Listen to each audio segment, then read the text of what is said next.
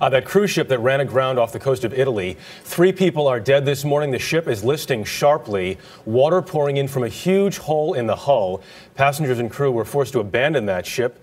Correspondent Alan Pizzey is in Porto San Stefano, Italy this morning. Alan, good morning. Good morning, Jeff. Well, many of the people who were rescued came off of the ship that you can see behind me.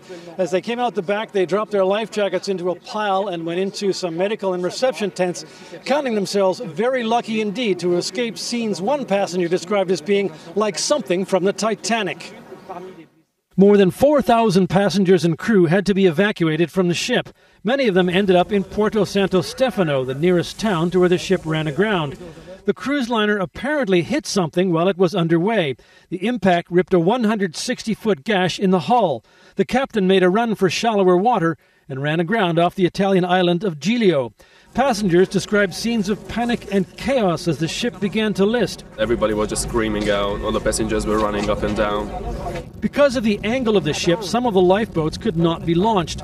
The Costa Concordia, which is nearly 1,000 feet long and has some 2,000 cabins, was on an 8-day cruise around Mediterranean ports. The accident occurred during a late dinner serving about 3 hours after the ship sailed from the port of Civitavecchia. Some of the passengers said the first evacuation drill wasn't scheduled until late today and complained that the crew had not given clear evacuation orders.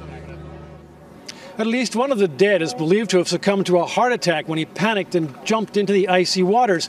A search is still going on cabin to cabin in the badly listing ship to make sure no one is left. And there are scuba divers out there who will go into the underwater sections if necessary. Jeff? And so, Alan, at this point, they don't know for sure if everyone is off that ship. No, I think they're pretty sure they are, but some passengers complained that when they came off, no one was actually counting them.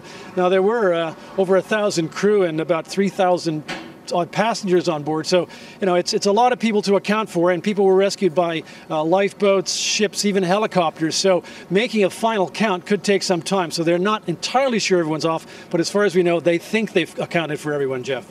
Alan Pizzey, thank you very much.